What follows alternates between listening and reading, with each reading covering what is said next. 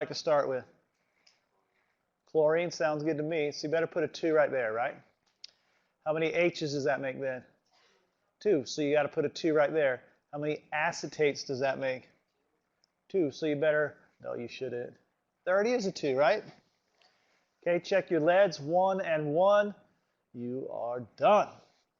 1, 2, 1, 2. Who had that one? Oh my. That was everybody. Everybody.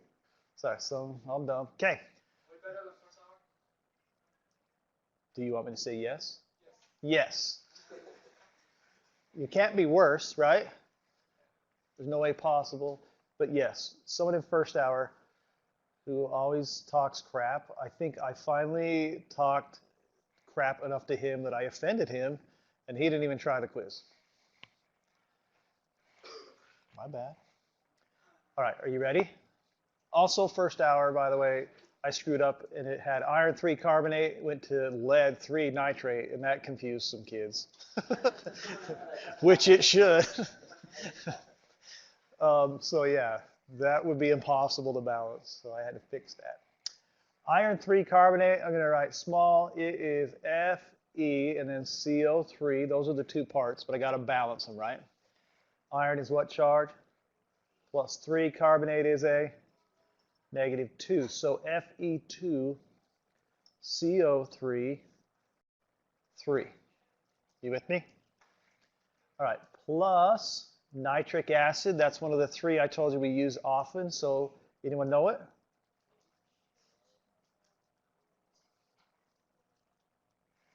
Three. Nitric comes from nitrate, which is NO3. And it's a +1 and a -1, so that's why there's no other numbers. All right. Carbon dioxide, you should know that. Water, you should know that. How come I didn't write it as HOH? All right, hydroxide's over here, so I gain no advantage doing it that way. Plus iron 3 nitrate, so FeNO3 3. With me? Okay. Now, we've ran into this problem before. We'll be all right, though. You should start with the CO3 being a 3, but it's not over here. So you should start with the NO3 being a 3. But this is a tiny bit tricky. So you have 3 NO3s, which means you need a 3 right here. I'm going to write it small.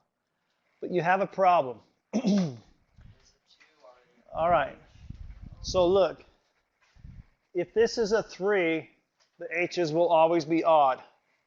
If this is a 2, the H's are always even. The only way to fix that is to make the 3 an even number, right? So you don't make that a 3, you make it a 6. It's just the 2-3 swap. It's just a tiny bit different than you would expect it to be. All right, so if I have 6 H's, I better put a 3 right here. Thank you, sir. Hold those for a second. Don't let me forget them. All right, so I put a 3 right there, but I also better put a 2 right here, right? Because I had to make that a 6. That makes 2 irons, but I have 2 irons. My C's, are they done? No, because this 3 right here applies to that C. So now I'm done. 1, 6, 3, 3, 2. Complicated. Who had that one right?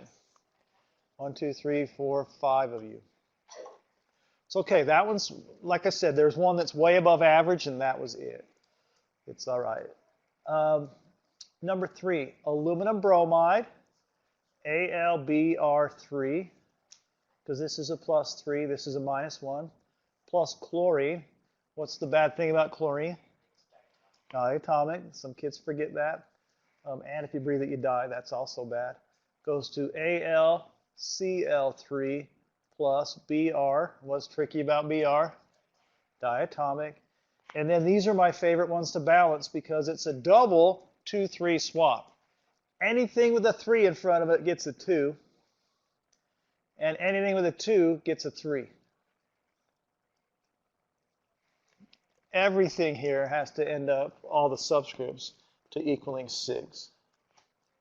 2, 3, 2, 3.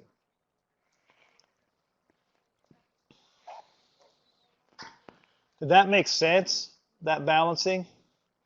It's just you do the 2, 3 the first time, and then you'll go to the next, and it's another 2, 3 again. All right, I've had that one right. 1, 2, 3, 4, 5.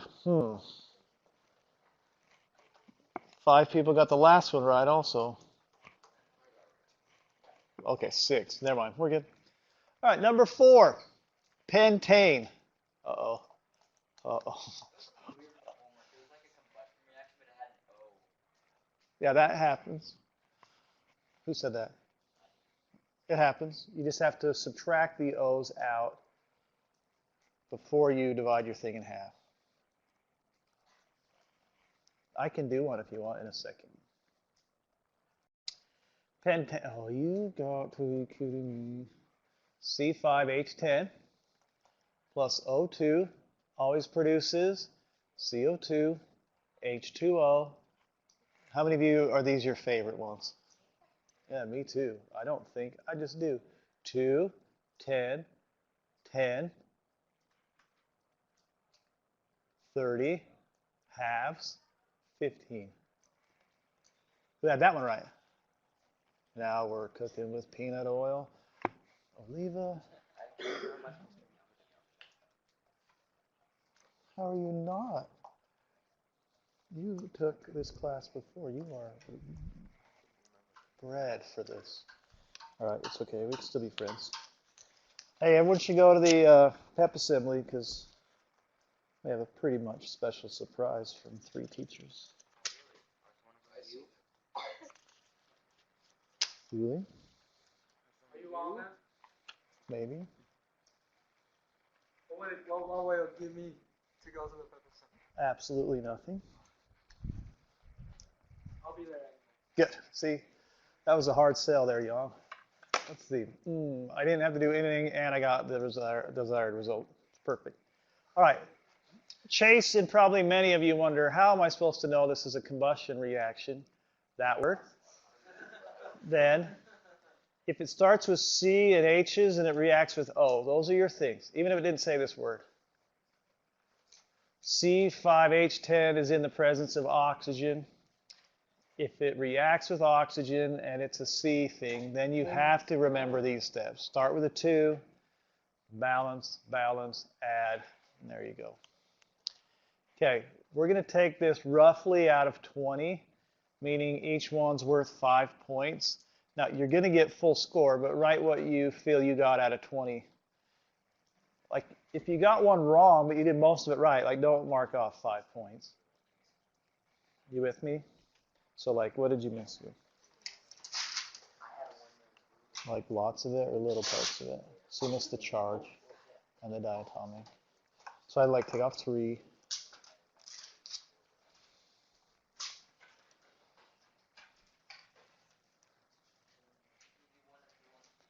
Yeah. Okay. Oh. That? Okay.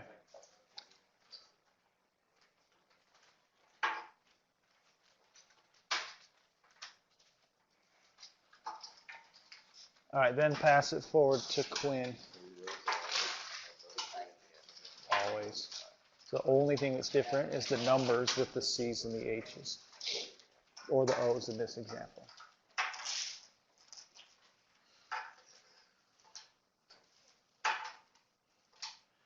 All right. So this is one of the ones in your homework. They're not very common. They're still a combustion reaction, and you can still apply my rules to it. Just the last step, you have to be a little cautious.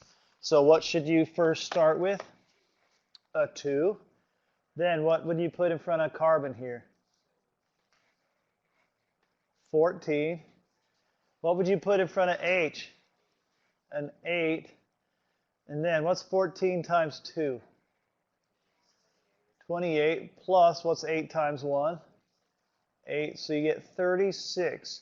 All right, the only wrinkle now is how many oxygens do you already have on this side? 4. So you subtract 4, 32, then you divide in half, and you get Okay, so it's a little, one tiny bit more of a step. Did that make sense? Okay. All right. Now,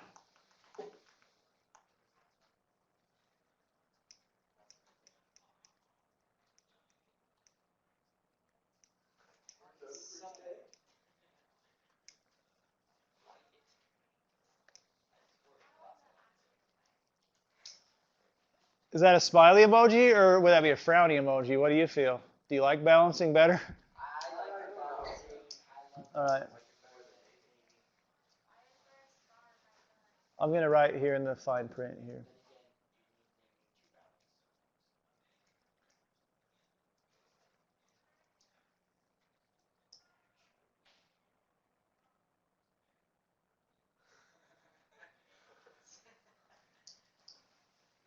Actually, we never really end. You're going to balance pretty much 15 out of 20 chapters. That could be good for some of you. That could mean that the transfer window is getting prettier and prettier every week. You're like, I'm a senior. I don't want to do anything. Let's see. I could take part skills or AP Chemistry B. Is that what you're thinking right now, Chase? Okay, good. All right. You already had it? You can take part skills 40 times. Oh, no, I'm saying I have it. You have not? Never mind. By the time I was your age, I think I had a major in part skills.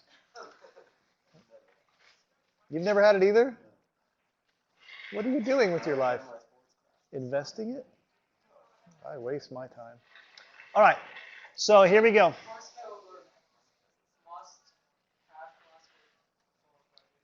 Yep. I don't think I've ever had a class where 3 seniors had not taken part skills yet. Yeah, you're fine. All right, what we're going to do, we're going to start to apply math to what we've been doing. Yep. Threw up in your mouth a little bit right there. So chemistry and math had a love child, and it's called stoichiometry. It's harder to spell. O-M-E-T-R-Y. Now, what? Yes. Stoichiometry, I am doing it. I don't know the next line.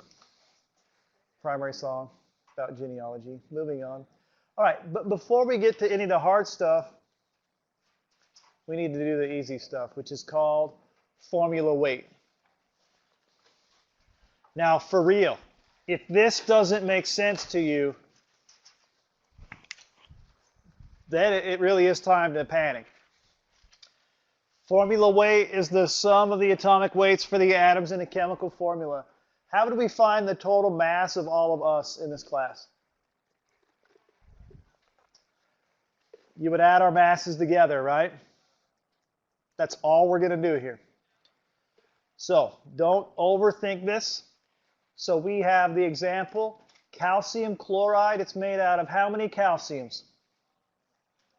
1. So I do it this way. I put a 1. That 1 is ugly. Oh my, it just gets worse. All right, I have a 1, and then I would multiply it by the mass, which is 40.1. Where could I find that mass? On the periodic table or the periodic table I gave you? So it says 40.08, whatever. All right. No. You get to use a periodic table. Okay, plus, how many chlorines are there in CaCl? 2. There are 2. And what's its mass? 35.5. You add those things together and you get 111.1.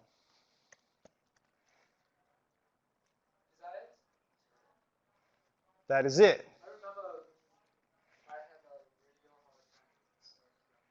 Well, this isn't all of stoichiometry. This is just how you find the mass. Then you got to convert it to moles and then moles of something else and then come back to a different mass. So it gets worse, but this is the start. All right, let's do another one. What is the mass of sodium chloride? Use the one on the wall or use the one I gave you. 58.5 is right. The unit for this, they have AMU, but really we're going to use grams per 1 mole. There's a super fascinating video I put on Guru. Huge afro, gray-haired old man talking about the mole. It's actually sort of interesting. And then there's a second video about the mole also to help you understand. The mole is just, it's pretty much our standard unit in chemistry we use. Like if we were to measure something in America, we'd say like it's a foot or an inch. That'd be the standard measurement. A mole, it just means a number, and it means a big number. It means 6.02 times 10 to the 23rd. So if I had this many NaCl's, they would weigh 58.5 grams. Okay? So do you have to times it by that next? Do we do anything fun on Monday? No. I'm not a fun teacher is my problem. I should just send you over to Bert's room on that day. That's what I'll do. I'll take the day off. That's fun for me, fun for you. All right, sounds like a win-win. All right, let's make this a tiny bit harder. No, we don't have to multiply it yet. What's the mass of CaNO3 2? Add all that up if you would real quick.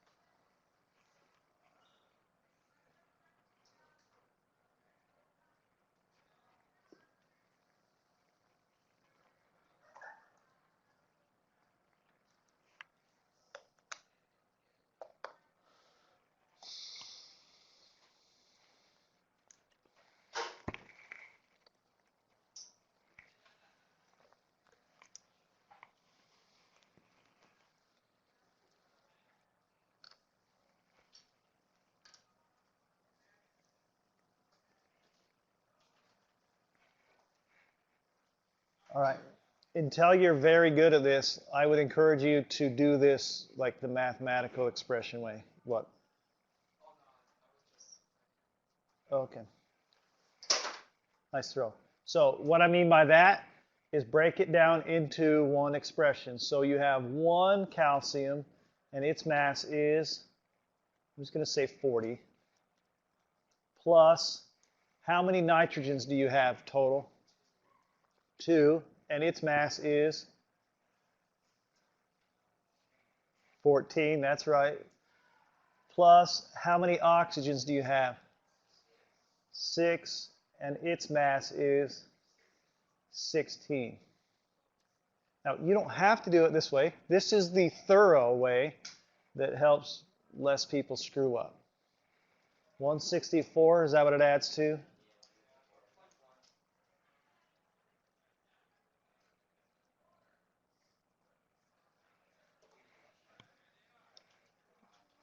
Yeah, this is my G and my slash combined.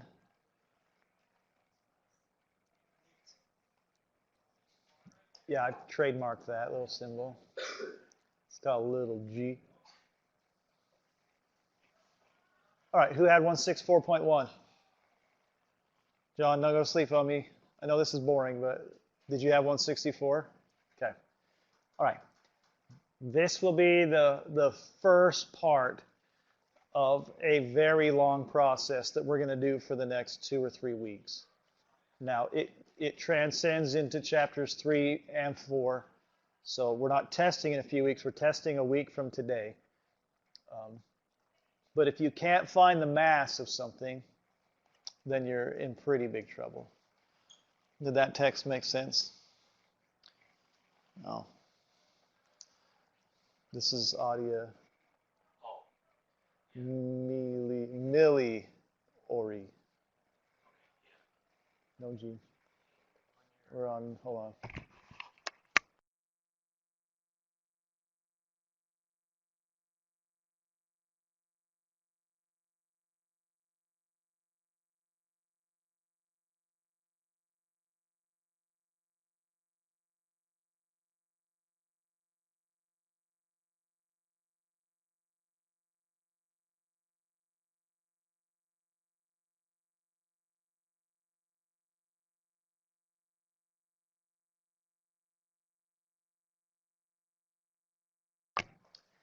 Okay. Was I saying something important? Doubt it, right? Okay. All right, so let's go to why this is important. If we go back to our quiz forever ago. So this would suck, like this would blow, but well, you got to do them. What I'll say is you have 80 grams of this stuff, and I'll ask you how many grams of that stuff you can make. In order to do that, you need to know how much a mole of this weighs and a mole of that. So if you can't add the parts first, you can't do the long process in the middle. So, but it's okay. And don't panic. Like, I'm not trying to scare you. I think, and I'm a super arrogant person, but this one I genuinely think that I'm pretty good at teaching this process. Most of the kids that leave here are very good at stoichiometry. And then 5 years later, even more than that, Jackson Miser's older sister tweeted a couple weeks ago about this process and how it saved her butt in college. Okay. Now, molecular weight is hardly anything different. Like, I wouldn't even bother writing much here. Molecular weight and formula weight most of the time are the same thing. The molecular weight will give you the weight of something in its non-lowest multiple form. So if you remember empirical versus molecular formula, empirical, this would be CH3, right? Molecular would be C2H6. We're going to do something in a little bit where this difference is sort of important, but it's not like noteworthy. Just know that I might use both words. Sometimes they'll mean the same. Sometimes they'll mean different. But in a problem where they're different, the problem will tell you that they're different. You'll see. All right. So these are the ways that we report something's weight. All right, percent composition. I don't know. This really confused kids last hour, so ignore this for a minute.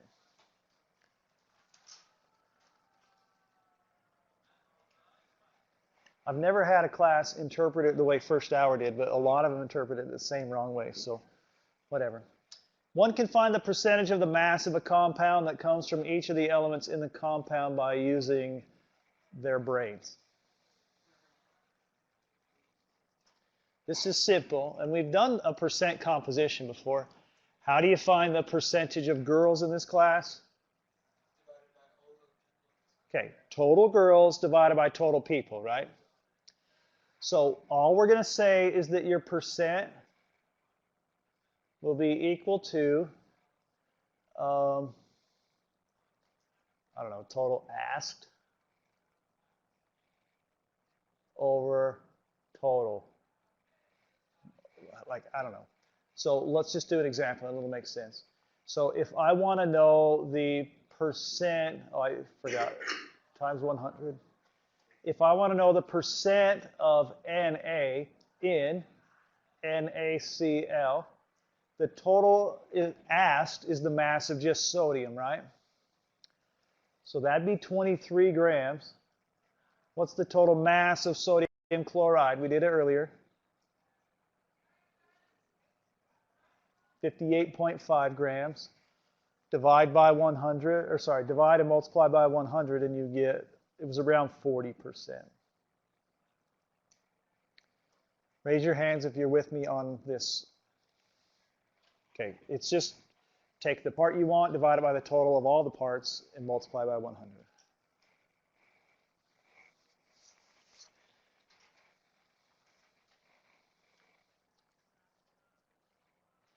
Okay, so this is just another example. So the percentage of carbon in ethane, ethane is C2H6, which it had earlier, would be this. It was just 2 times 12. That's where they're getting the total mass of the carbon over the total mass of the thing. You all right with that? I am, yeah.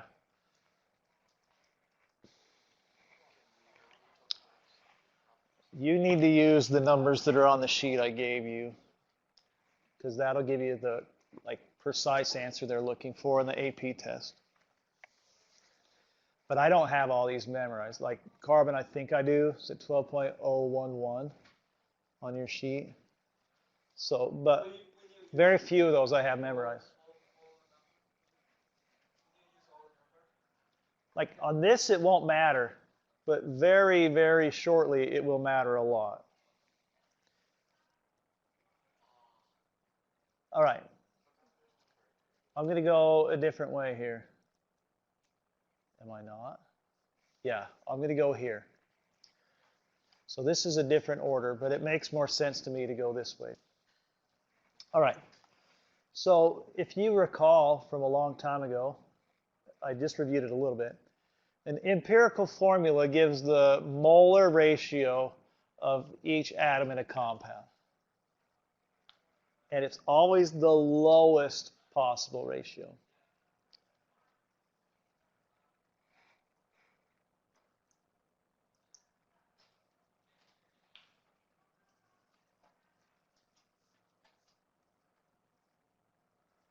Okay, so what we just had, we had C2H6. This would not be the empirical formula. What would be the empirical formula? CH3. All right?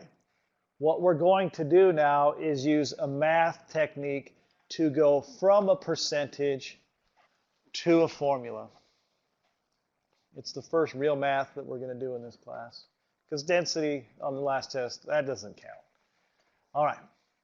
So to find an empirical formula from a percentage, we do this stuff. And I'm going to walk you through each one of these, so don't panic. But you will be given the percentage of mass of the elements in the compound. We just convert those to grams by assuming we have 100 grams of our sample. It's a super nice and very easy mathematical trick. To change a percent to a value, if you're going out of 100, you just simply change it from a percent sign to a gram sign. Then we use the molar mass to find the moles of each thing, and then we calculate the mole ratio. And we'll talk this through as we do this example. What time do we get out of here? 30? 35? Okay. This will take the rest of the hour to do this problem. All right. So it says a compound para-aminobenzoic acid, or PBA. If you buy sunscreen and it does not have PBA, then you just wasted your money. You bought lotion that pretends to protect you from the sun. All right? Like if you listen to nothing in this class that I ever tell you, remember that you should pay extra for PABA. That's what stops it the best. Okay? Now, so anyway, it is composed of 61.31% carbon, 5 whatever hydrogen, that nitrogen, and that oxygen. Find the empirical formula of PABA. I'm going to take you from having no idea how to do something hard to knowing completely how to do something hard in 5 minutes. So the first step you do is you take your percentages and you convert them to grams by assuming we have 100 grams of PABA. If you have 100 grams and 61.3% of it is carbon, then how many grams of carbon do you have? All right, so I'm just going to write 61.31 grams carbon. Then I have 5.14 grams of H. And I have 10.21 grams O. Uh-oh, I did that wrong, right? Sorry, that's N, isn't it? And then 23.33 grams of oxygen. Double check me, make sure I didn't screw up. All right, I'm good, right? Okay, so if you're a note taker, the first step is just to write their percentages as grams. And it works because we're assuming we have 100 grams.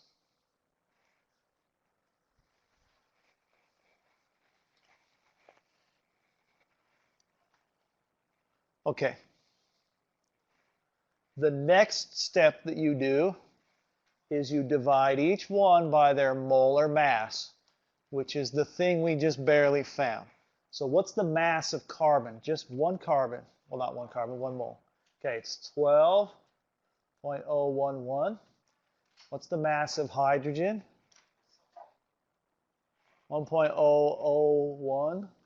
You can call that 1. That's just fine. The mass of N, 14.01 is what I would call it. And the mass of oxygen is 15.99969994. So I'm going to call that 16. I think we're okay. Okay, so type these into your calculator pretty fast and find the 4 answers here. Now, by the way, where did Yang and I get these numbers? From the periodic table. Okay, pretty quickly, get me those 4 numbers.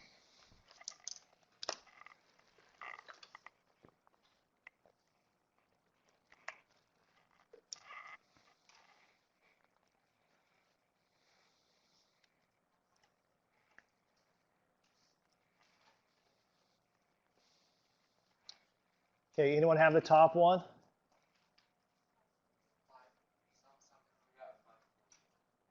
5.104. Okay, next number. I got that one.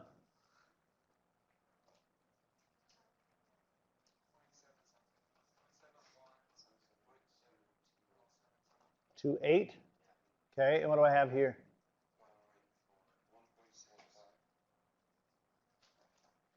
Okay. Now, as of right now, those numbers mean nothing.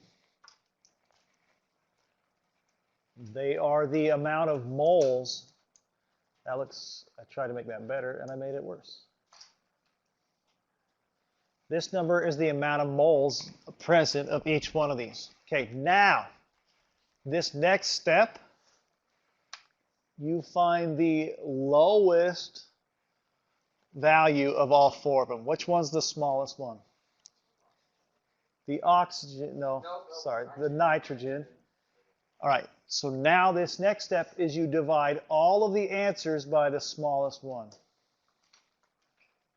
Including the smallest answer? Yep. Because what you're doing, that's the lowest common multiple. Is it multiple? Factor. Smallest common factor, is that what it is? Yeah, thank you.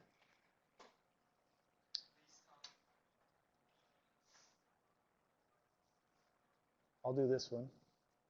I'll do this one.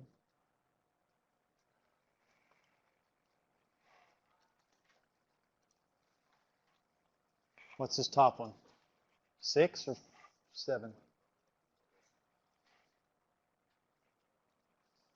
7. And then this one's pretty much 7, right? Okay, now, these numbers should be pretty close to whole numbers. Those are your subscripts. So the formula for PABA is C7H7NO2. I wish we had 5 more minutes, gosh darn it. Listen, the homework due on Monday, I moved that to Tuesday. So, like, work on it, but you don't have to turn it in because I haven't taught you all of it yet. Second one? Yeah, Form 2.